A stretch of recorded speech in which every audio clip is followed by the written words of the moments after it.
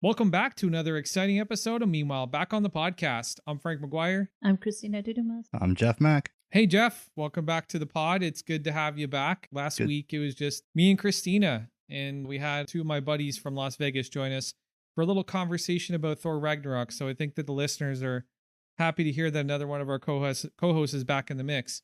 Thank you. Yeah. So welcome back. So let's get on with this. Hello, everyone. How is everybody out there today?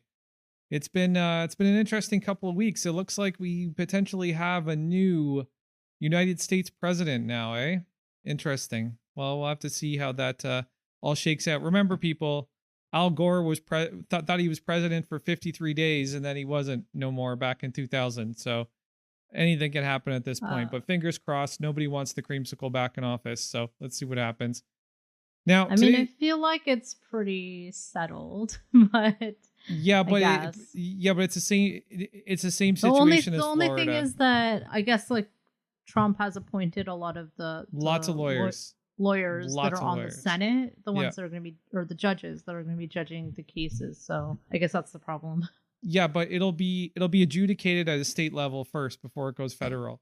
Like right. A lot of the state level ones have already been rejected, and he's been appealing them. Oh, okay. So I know he wants the Supreme Court to deal with them. He tweeted that. So yeah. Well, we'll see what happens. But like I said, and yeah, that's what I was thinking of. That's where he appointed a bunch of judges. So well, in 2000, Al Gore did think he was president for 53 days, and it turned out at the end that he wasn't. So, they gotta, they gotta go by the book. They gotta, they have to. It's 2020. Anything can happen.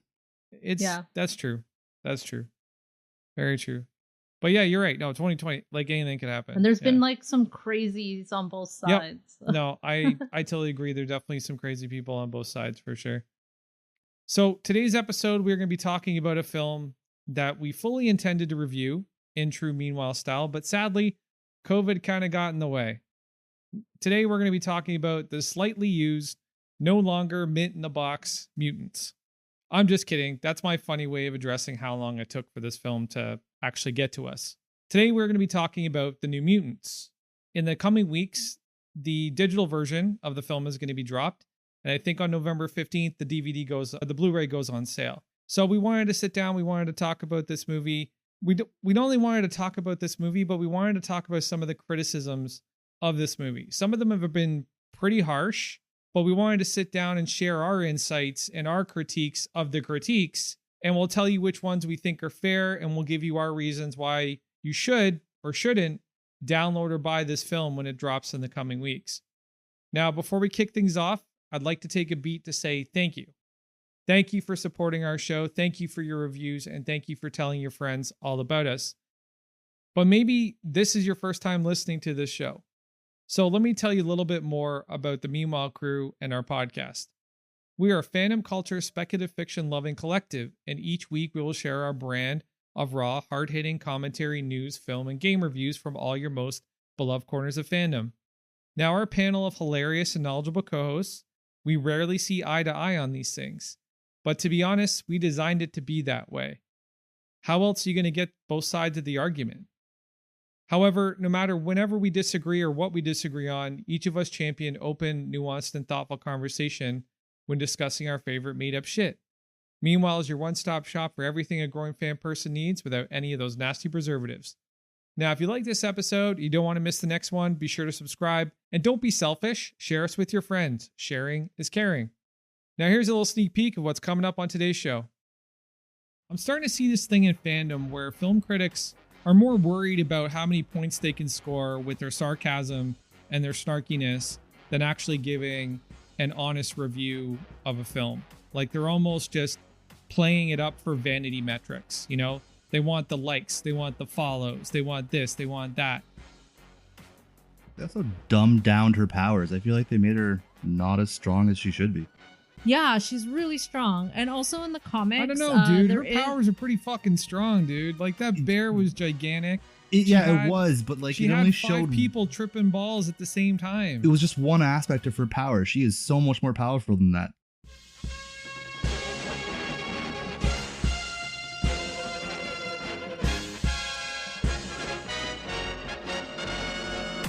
Meanwhile, back on the podcast, 4 colossal nerds named Saba, Chris, Christina, and Frank have set out to take on a great darkness that has enveloped the world of fandom with their powers of common sense and the strength to take on even the most butthurt Twitter mobs and insufferable comment section trolls. They fight for truth, objectivity, and nuance in the conversation and debate over fictional made-up shit. All right, well, let's jump into this. So I think we should start off on a baseline level here and get everybody's kind of thoughts and feelings about this film. I just recently rewatched it. I think Christina just recently rewatched it.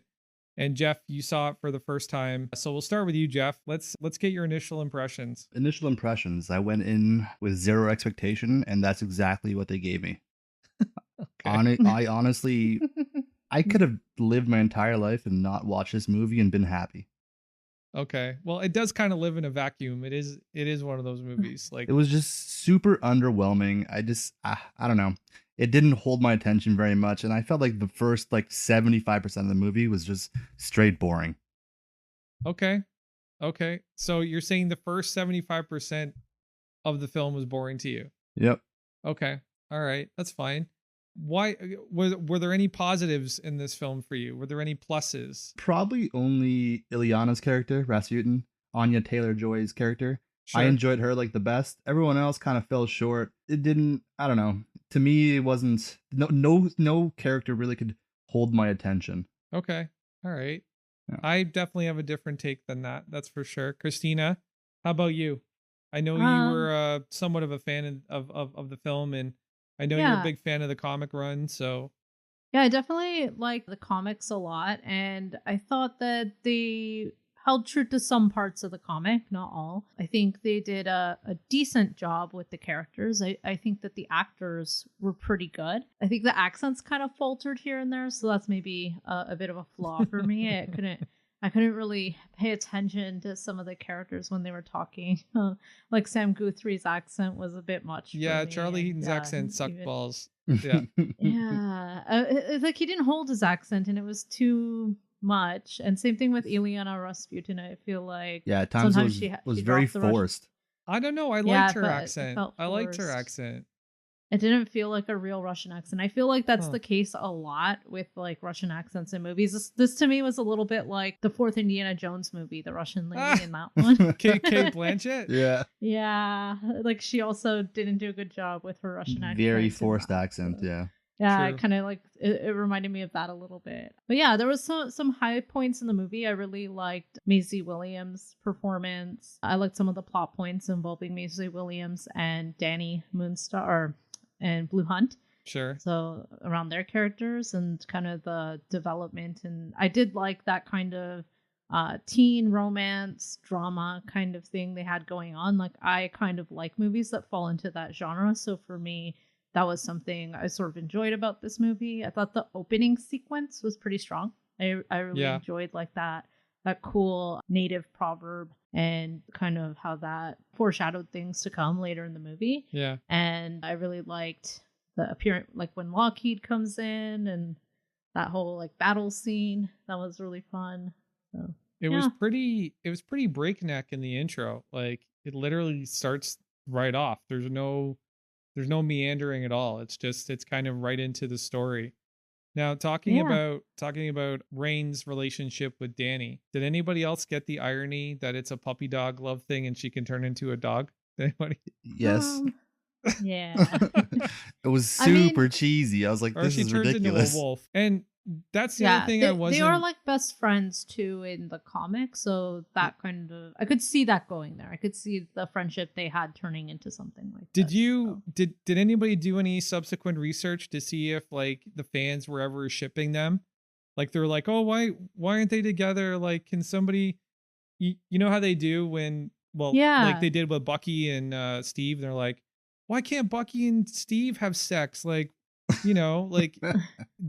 Did you see any of that out in the fan sphere? I don't know. I never looked for it, but I'm sure that could exist because Rain and Danny, they have a psychic connection and they kind of are always talking each other off the ledge. And actually, Danny's character wasn't exactly true to comics. So Mhm. Danny is a lot more bullheaded in the comics. And I'm actually kind of sad that she wasn't played by a Native American, because I feel like if she was, they would have explored the culture a bit more, and maybe that could have brought, maybe with experience, that kind of layer to the film. They also dumbed down her powers. I feel like they made her not as strong as she should be. Yeah, she's really strong, and also in the comics, I don't know, dude. there Her is powers are pretty fucking strong, dude. Like that bear was gigantic. She Yeah, had- it was, but like She it had only 5 showed people tripping balls at the same time. It was just one aspect of her power. She is so much more powerful than that. So So, she yeah. has superhuman strength, speed, durability, stamina, agility, psychic link, What? agility to sense impending death in others, ability to repel death based on specters, I energy forgot about projection, those. magic immunity, she's a weapons expert. And then that's just her Valkyrie abilities that she gets as well. She's got her mutant psi abilities, which is telepathy, danger sense, creating illusions, psionic bow and arrow, psionic bullets, psionic bolts. She's an empath, telepathic with animals. So I guess the telepathy with animals with the whole Maisie Williams things makes more sense now. Ability to create solid objects with her psionic abilities. I feel like they barely scraped the surface for this movie. Well, with they what she can do. They also threw them in a story where they're like literally going through puberty and their powers are just kind of developing too. Yeah, that's true. Yeah, so they're just kind of really skimming the surface. So, all right, so I'll give you my thoughts on the film. I enjoyed the film. I enjoyed it from kind of in a bubble, kind of in a vacuum a little bit though. It was more or less about, you know, I'm a big fan of the Breakfast Club, and I saw the Breakfast Club and the X-Men crossover. Like this is what this was for me. It was like a mutant Breakfast Club. So I thought that was pretty cool. I'm always down to see people, you know, take that introspective journey into themselves and to you know, grow within themselves. And I saw a lot of self-growth within all the characters. And the thing is, when you do that in a feature film format, the growth has to end at the end of the movie. So it's a very quick pace. It's very aggressive, and it almost you're gonna see moments where it doesn't earn it, right? You're gonna see a lot of moments where it's not exactly earned by the character, but that's because they need to get from point A to point B by the end of the film. So I think maybe that this story could have been better addressed in a longer format. That's kind of my take on it.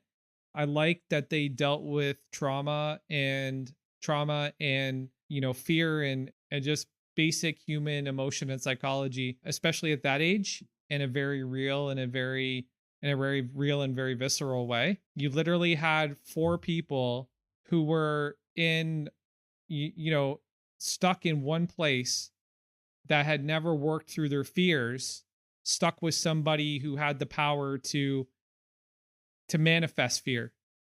So I thought that was really interesting. I thought that was a unique kind of chemistry there, where you have this one person who can basically manifest people's fears into reality, and you have 4 people who have never dealt with their fears at all, like in a real and healthy and progressive manner. You know, they've obviously just skimmed the surface. And not only that, but they do it with the backdrop of like this pseudo kind of mental hospital where, you know, people are sitting in like this group talking about themselves.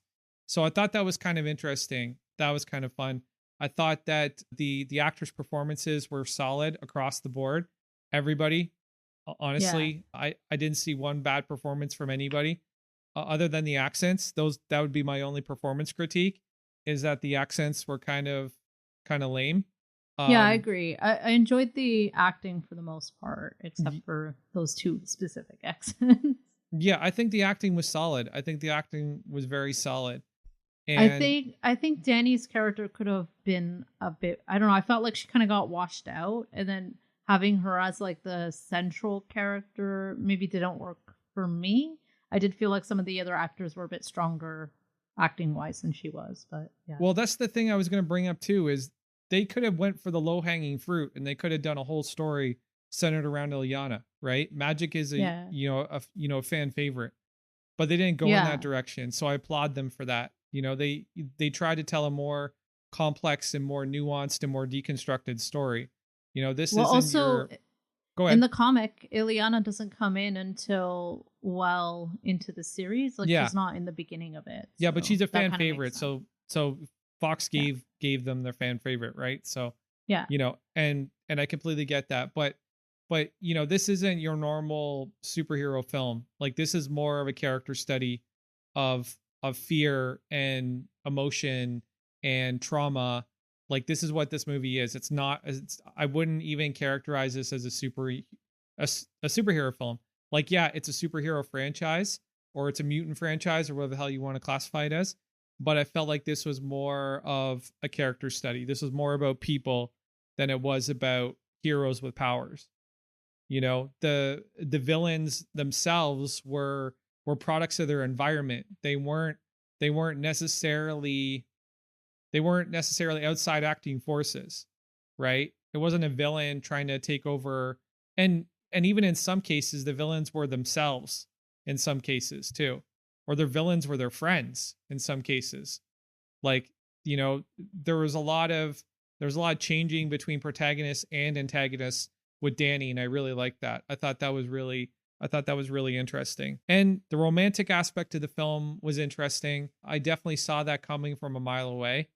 Just because that's what we, you know, that's what people want to see on screens now, is they want to see relationships that are underrepresented explored.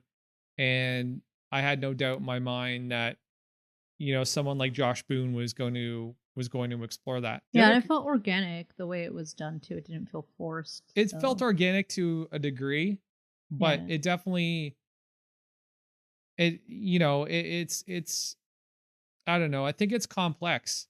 Like, is there I anything? like the way they kind of built up to it. Is there They anything in the didn't, source material to support that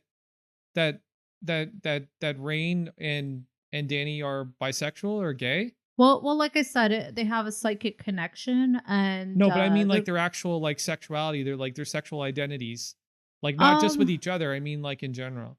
Yeah, I feel like they don't get too much into like romances in the comic. It's just the one character, the Brazilian guy, he kind of like flirts with everyone. So he tries. He's always like trying to make it pass at all the girls. He's the fucking girls Brazilian. like, That's what Brazilians do. Yeah, and then everyone's just like annoyed with him and like shoos him away. Like, okay, go away, whatever. And then I think eventually he ends up having a relationship, but he was the only one that was like trying. Everyone else is kind of just dealing with all the other trauma they have in their lives. So. Gotcha. Like I was a huge fan of the X-Men, but when the New Mutants dropped, you know, I knew them by concept only, and I love Chris Claremont. I think Chris Claremont is one of the most gifted writers in comic book history. But honestly, when I saw their costumes, or when I saw their uniforms, I was like, what the fuck is this? I was like, it's kind of funny that you bring that up too, because when Danny is made to wear the uniform, she's like, what is this? And she changes it up. She puts like her belt on top of it and stuff like that. And they're like, and she wears her own boots. And they're like, you can't do that. You can't dress like that. It's not in uniform. And actually, Charles Xavier always gives her a hard time. And that's kind of where we start to see like the conflict between like her culture and how she wants to express herself, and how Xavier like wants her to express herself and represent his team, kind of thing. So there's kind of like this culture clash and this push and pull between her and Xavier.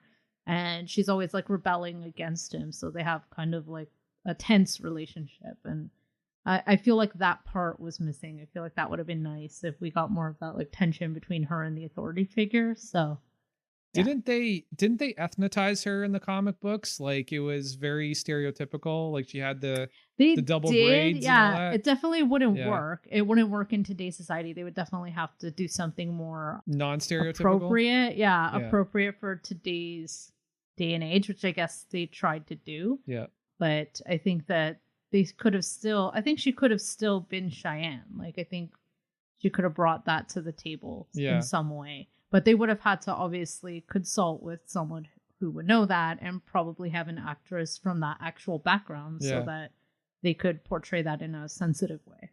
Yeah, Marvel, not every indigenous person looks like the lady on the Land O'Lakes butter, okay? Like, what the fuck? Like, that's literally what Danny looked like in the comic books to me. Yeah. But yeah, no, like, I was, there was lots of high points in this movie that I really enjoyed. The battle scene was awesome with Ilyana. Ilyana was stealing every scene she was in. I felt like the character makeup or the character roster was very formulaic in some instances. That was kind of an issue I had with it. I saw somebody say that they thought Roberto was like a perfect analog for the asshole role. I don't feel that way about Roberto. I think Roberto is he's putting on such an act. He's putting on such an act that he's like, it's like he knows he's a good looking guy and he has to like put on this act to kind of protect himself, to protect who he is inside, like he doesn't want to let anybody too close to him. Obviously he's scared of burning people to death. That's a big part of his trauma, obviously, as we find out, but I really don't feel like he's an asshole at all. I just kind of feel like he's dropping Ilyana was the biggest asshole. She was a bitch. She was a total she was bitch. Racist, and it actually kind of felt out of place. Like that's where the movie started to feel dated. Like I feel like it was a little tone deaf to the cultural shifts that are happening now. So maybe this wasn't it happens. Well, yeah, just because it's kind of old, right? So it kind of did feel a bit dated in that sense. Sure. Being released in 2020. Well, they started they started shooting it back in 2016, I think, 2017, exactly. Right? So and you it can might see not have been Maisie as Williams. noticeable. Like you can see how much how much younger Maisie Williams is in this movie. Yeah. Mm-hmm. Yeah, for sure. Sorry, what were you saying, Christina? Oh, I think I was going to talk about Roberto because they actually explore what you said about him, that he's kind of like this materialistic, flashy person on the outside, but on the inside, he's just a traumatized person who's also kind of trying to deal with his own things and relate to people. Mm-hmm. So, and like find his place in the world and control his powers and all that. So, I thought that some of the things they did were really clever. Like the mutant, the Dr. Reyes, she's a mutant too, obviously. Mm-hmm.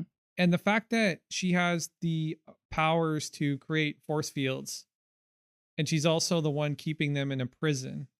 I thought that was kind of clever. Like there's all the little kinds of little clever, clever character decisions or clever character kind of structure that kind of makes this a little bit more fun to watch than it should be. Yeah. Isn't she an really affiliate of the that. X-Men? Like, why was she so She was, okay? yeah. Why is she so okay killing off Danny's character? I think the filmmakers took some creative license with this character. Yeah. Yeah. I'm like, if you're going to go down that path, wasn't also Mr. Sinister kind of behind the whole organization? Yep. So he is Essex Corporation. He is Essex, right? But then name is there Nathaniel Essex. Yep. Yeah. But there was no real mention of him, or I guess just saying Essex kind of is. Well, I heard that John Hamm was going to play Mr. Sinister in an end credit scene, and that got scrapped. Yeah, because Disney wasn't going to follow through on it. So the other critique is I didn't like that they had Maisie Williams going full wolf, because that's not what Wolfsbane does. Wolfsbane doesn't turn full wolf. She anthropomorphizes into like a werewolf kind of character, and that's much more interesting to me than seeing her actually turn into a wolf. Yeah, it probably would have been more difficult to portray on screen. It would have been more expensive. It would have been more expensive. That's the problem. It would have been more expensive because all they had to do was bring in a wolf trainer whenever she turned into one, and then you just let a wolf run around on camera. That's pretty cheap to do. For this movie, it was probably a good decision that they didn't try to do that. Yeah, well, I would have liked that a lot better if it was more. Although they did have the CGI bear, and that was pretty cool. So. Yeah, the bear was dope. Yeah, the CGI with the demon bear was pretty gangster. I did like the effects with the different demonstration of their powers. Obviously, and here's the other thing: Ilyana is the only one in that group that has full control over her powers. Like she has full control over her powers, and honestly, that there's that one scene where she comes back to her room and the smiley men are in there and she just starts crying and does nothing. That was kind of out of character. That kind of pulled me out of the movie a little bit. I was like, is this more about showing the emotion and the journey with trauma, or is this about or is this about a woman that has powers to like summon magic and, you know, a magic sword and a fucking dragon? Like that kind of pulled me out of the movie a bit because she should have just diced that fucker up.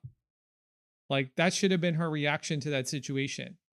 And I didn't understand why they were so scared because Cannonball blasted through them like butter. Yeah, but yes, I get what you're saying, but my point more is that it like the character, where I feel the character was at this point in her life, that scene kind of emotionally betrayed her a bit, you know, like, or misportrayed her, you know, because I don't feel like I don't feel like she would have gone to pieces like that. I don't know. I got the feeling that the smiling men were kind of like some kind of hint that something bad happened to her when she was a child. Oh, of course they are. Those are child sex traffickers. Yeah. So like they have Russian tattoos and shit, right? They're like the Russian mob. And that's why she killed all the men, right? So I feel like that's why she has this like tough person act, but she's still scared of the one thing that she's afraid of. And that is supposed to be like what Danny does. Danny is supposed to be the person who like puts fear into people, and like she doesn't have control of her power, so sometimes she doesn't even know she's doing it. And in the comic, that makes her have a falling out with one of the other characters, and it makes the team not trust her, and she gets ostracized because of that. Because she, but does she cause actual fear, or does she just manifest people's Well, she fears? makes people like have nightmares, but nightmares that feel real. And then obviously, like people don't appreciate that once they realize. Are they able to hurt you like they did in the movie? I think so. I think that she can actually cause harm. Yeah, I think she can physically manifest, just like Wanda can. Yeah, she definitely hurt the person. The person had to go to like the infirmary or whatever, and then she kind of was like trying to run away when that happened in the comic. So kind of like what happened in the movie. They did kind of bring that. Interesting. Okay, but again, like, you know, very early on in the movie, we learned that Illyana's killed like 11 men. Like, obviously her captors are obviously, was it 18? I think it was 18. Okay.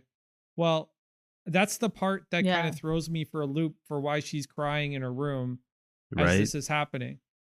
Right. Yeah, but just because someone defended themselves or got out of a situation they didn't want to be in, it doesn't mean that they're like totally stable the rest of their lives. I get that, but I just think it's untrue to the character.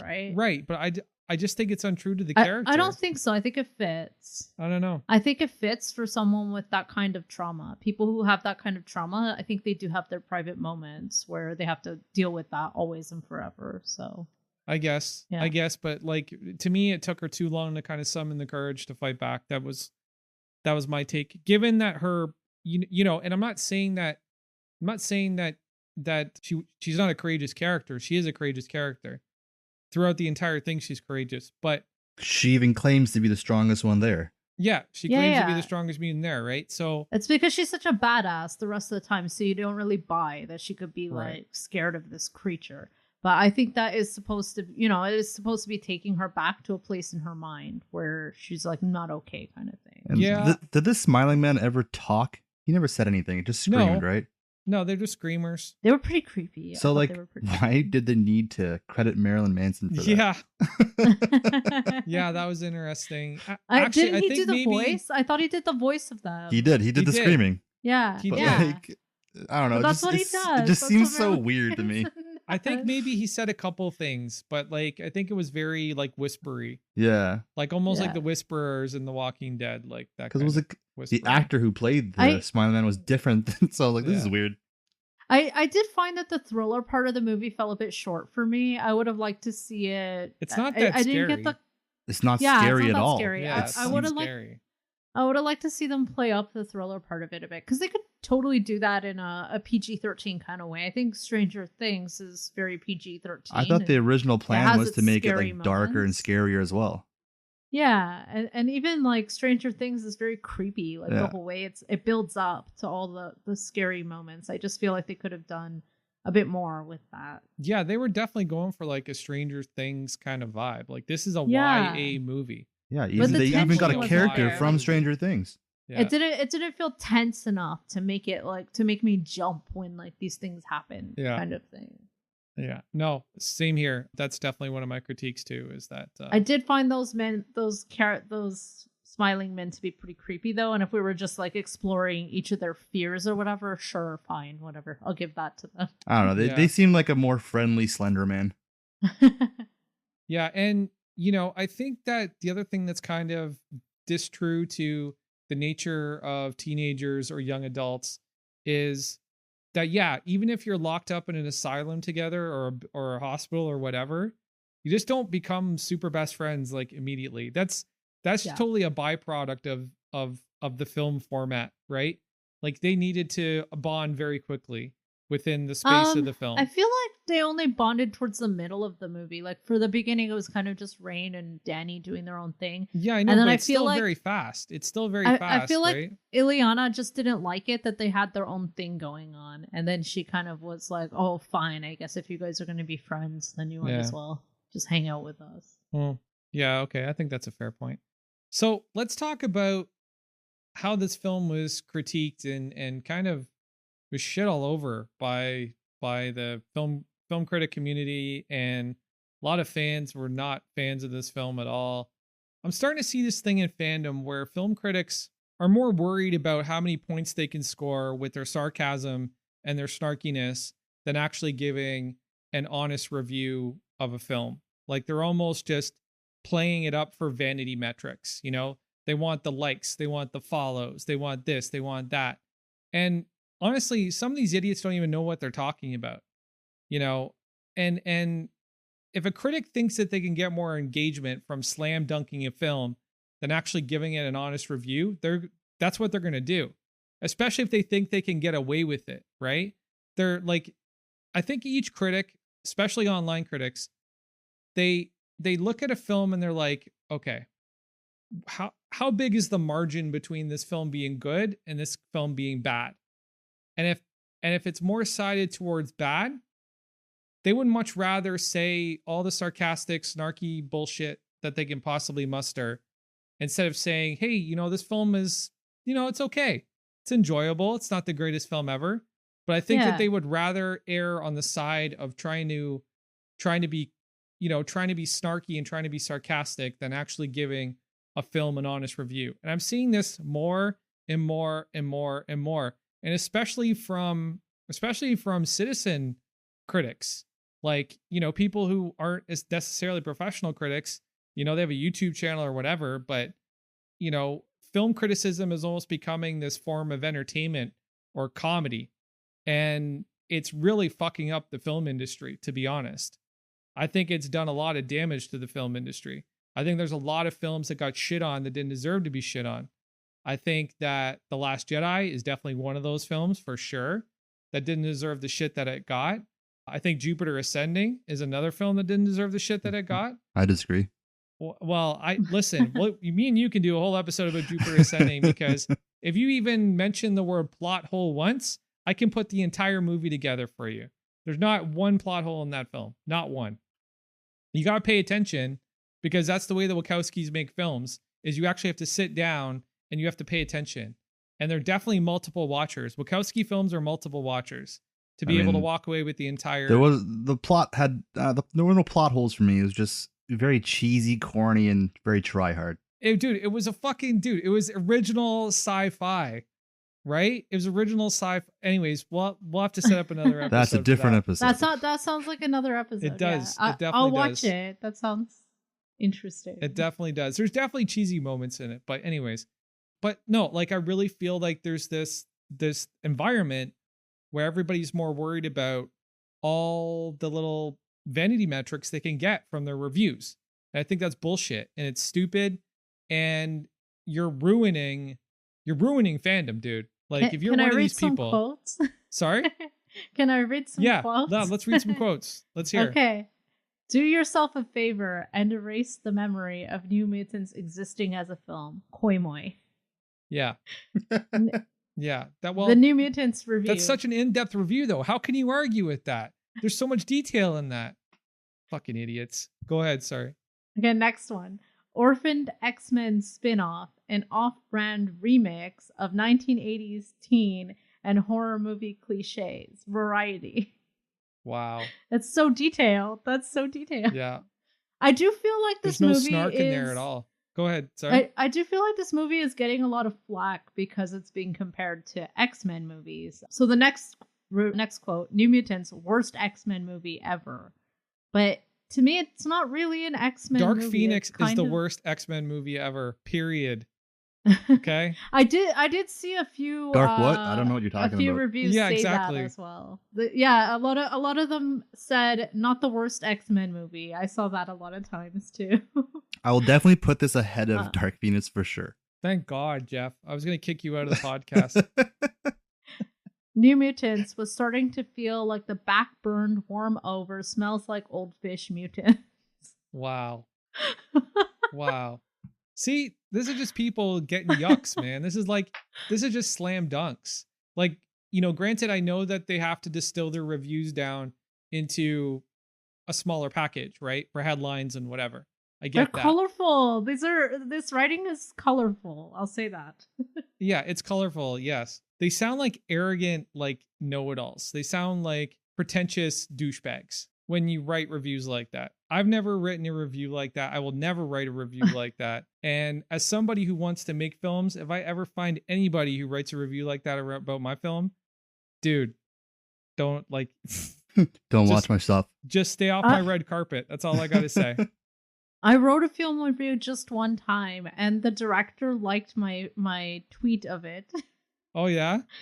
Yeah, it was pretty cool. It was about a documentary, and I forgot what it was called, but yeah, that was the one review I wrote for like a friend's blog, and I was like so excited that the director liked my review. But yeah, it was hard. It was hard to find the right words because I did not give it a 10. I think I gave it like a 7 out of 10. Okay. So it was something that like I enjoyed, but it had some flaws, and I did talk about the high points and the low points of the movie. But yeah, I tried to be fair. So yeah, it's social media.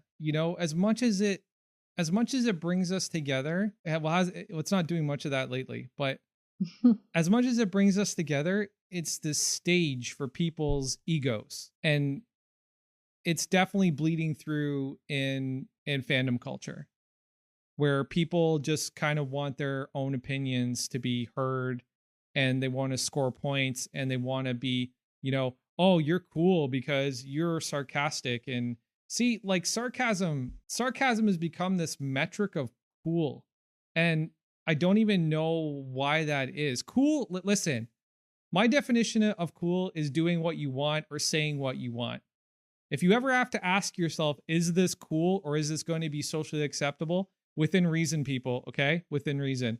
yeah, but some people just want it to be okay to be mean. They don't want to like have to try to be nice to people. Well, that's the thing. But like you can be cool by being mean, right? Yeah. And there's a lot of people who write characters that way too. Like, we're seeing in our media where this kind of behavior is being glamorized. Like it's always, we're always cheering for the one that's tearing everybody else down. Like, and obviously I get that you need to create conflict in stories, but it's yeah, I don't know, man. Like it, if you need to sit there and question what you're doing is cool, it's automatically not cool. Because if you care about what's cool or what's not cool, you're the dude that's not cool. Cool is not about appeasing the masses. Cool is about like following your own road, doing your own fucking thing. I mean, I think we get to see that in the movie too. Ileana's trying to be cool the whole time. Yep. No, I think that's an apt criticism. Until for she sure. actually starts to just be nice to her team, and then she becomes the leader of the team, and then she's cool.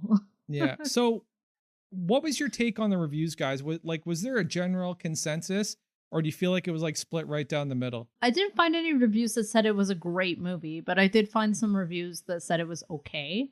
And that were a bit more fair and honest. And I found a lot that I think there was a lot more that were negative. So yeah. Yeah, the most positive review I found was someone saying that they see a bright future for this type of film. That was about it. They didn't really go much into depth. I'm like, okay. No, I think that's a good point, because these are the kind of superhero films that I want to see more of. I want to see these kinds of characters and deconstructed stories that explore more of more psychology, more humanity, more of the emotional spectrum. more real, identifiable experiences. I want to see that stuff. I really do. One of my favorite stories in What If is Captain America becoming president. I want to see that. I want to see Captain America become president. Not to say that that's identifiable, but it's something that we don't see these characters go through on a regular basis. I want to see more of that kind of stuff. I just finished reading JM's Daredevil run, where he wrote a story about Daredevil kind of manifesting different sides of his personality, and they would become different Daredevils. And there was this antagonist in the story that was transgendered. And I think this story was written back in I want to say late 90s, early 2000s. So the story was ahead of its time, and it really explored a lot of the complex, mental landscapes of Matt Murdock's personality, because you got to be a pretty fucked up dude to not only be a lawyer during the day, but go out and fight crime as a vigilante at night, and not only be a Catholic, but dress up as a devil. You have multiple dual personalities. Your personality couldn't be more layered than to have these, you literally have you have dual personalities that contradict each other, which is kind of nuts. So, I like when things like that are explored. I want to see more of that kind of shit. I like movies that make me think. I like TV shows that make me think. I like TV shows that make me question who I am as a person. I like questions that help. I like TV shows and movies that help me grow as a person. I can name 3 or 4 shows that have changed me forever. The Good Place has had a profound impact on me. Community has had a profound impact on me. And I want to see more of that stuff. I want to see more of that stuff layered throughout comic book adaptations, because they do exist in comic books. And I want to see more of it being brought to the screen. Whether the audience has the intellectual bandwidth to deal with that stuff, I'm not sure. Honestly, I feel like most people just want, the themes and the subtext spoon-fed to them in a very obvious and very direct way. I'm not that way. I want to sit there and think about a movie after the 3rd time I've watched it and try and deconstruct it myself and come up with Frank, yeah. You should watch Forever too if you like The Good Place. That's a good one. With Fred Armisen and Maya Rudolph. Yeah, okay. Yeah, it's really good. That's cool. And it's a different vibe. It doesn't have the same vibe as The Good Place, but yeah, it's darker kind of vibe, and also intellectual, and touches on philosophy and religion. Nice. As well, and spirituality. So. Nice. I like stuff like that. Yeah. So one of the scenes I wanted to talk to you guys about in the New Mutants is Danny's vision of what's happening at Essex Corporation. We're basically that's almost a tie into Logan, right? That's basically the same place was happening with the kids in Logan, right, Jeff? Mm-hmm. Yeah, basically. Yeah.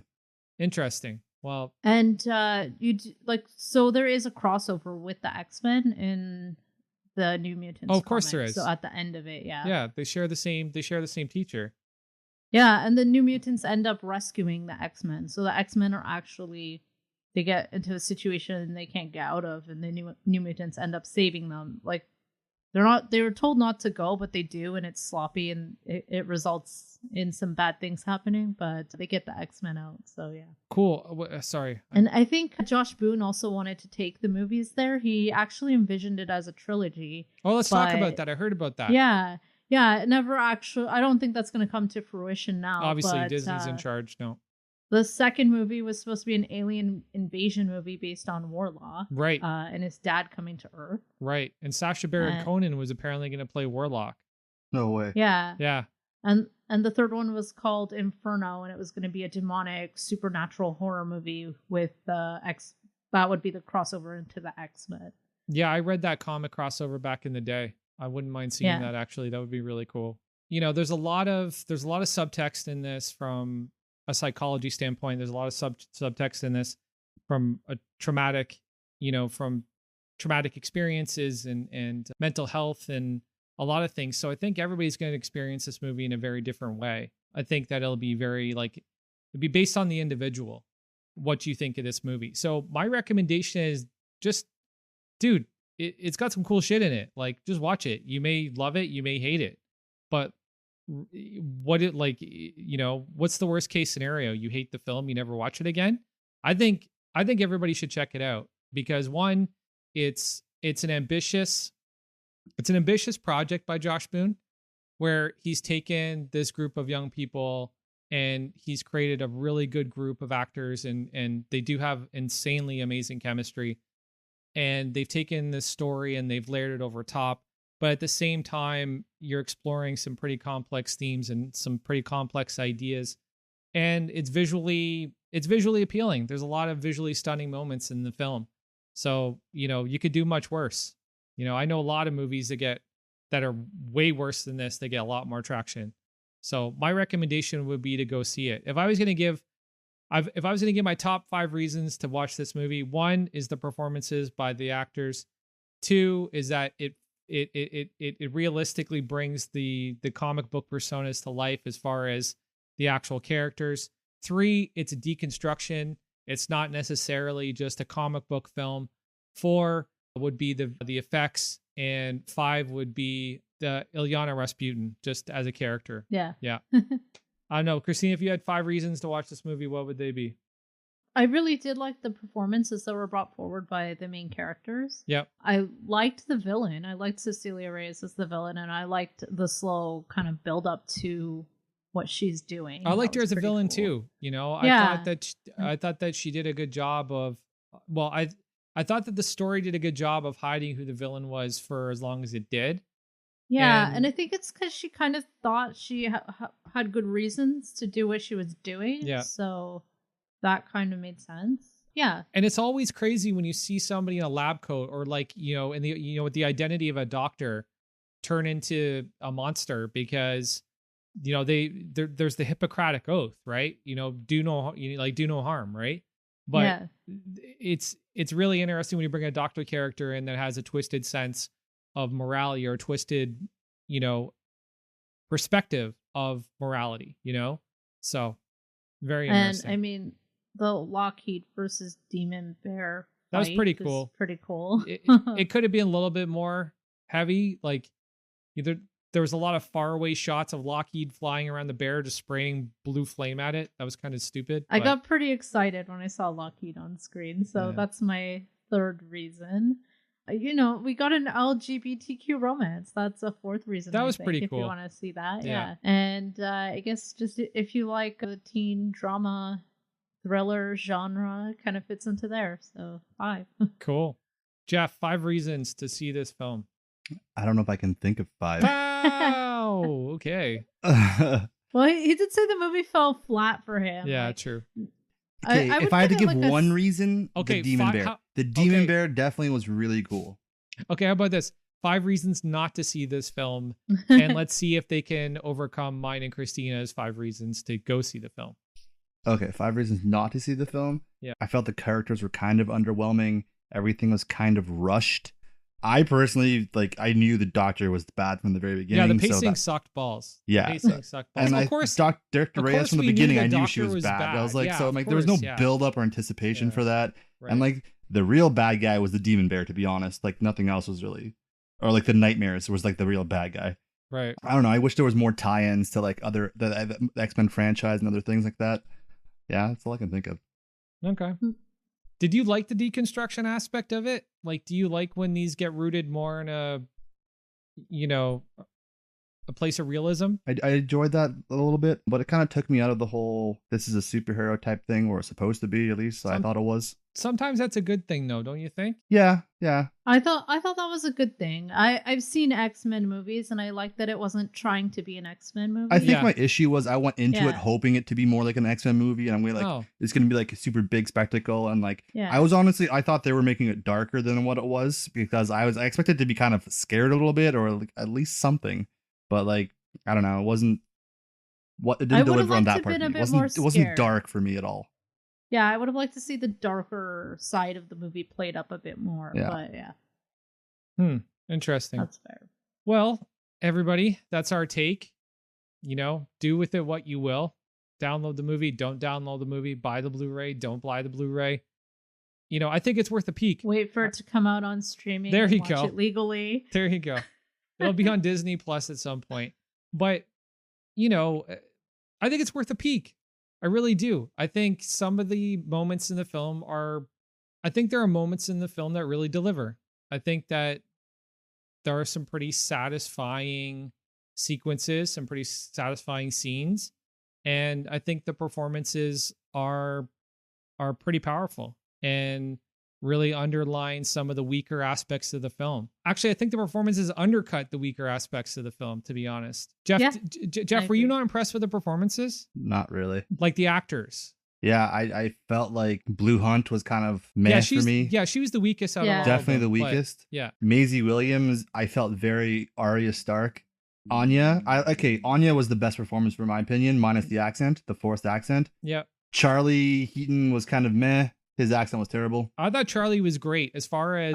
I couldn't stand the accent. Yeah, I did like his acting. I couldn't get past the accent, so it ruined the whole acting for me. The accent really bothered me, and I like him. I like him as an actor, and I liked his characters. So yeah, that sucked. Yeah, but I think that his performance, his emotional range through the actual movie was pretty strong. I agree. I find he was better in Stranger Things. Things. Yeah, I couldn't stand the accent. Okay. It did pull me out of it. Yeah, no, I agree as far as the accent. I think the accent undermined the actual performance. I think if there was anything that undermined his performance, it was his accent. Yeah. Yeah. If he just went, it had to be subtler. If he just didn't do an accent or just made it more subtle, it would have been like, it would have changed the movie for me. Yeah, but Sam Guthrie's from Kentucky, and so you kind of have to do it. Kind of have to do it. Could have played it down a bit. Yeah. Well, guys, I think that's all she wrote. Thank you so much for joining us. We really appreciate you having you here. We really appreciate all the support, all the love. We couldn't do this without you guys. And honestly, we might do this if you guys weren't involved and we didn't have an audience, but we do have an audience and we love you guys all the same. So thank you so much for joining us. I'm Frank McGuire. I'm Christina Dudumas. I'm Jeff Mack. Peace.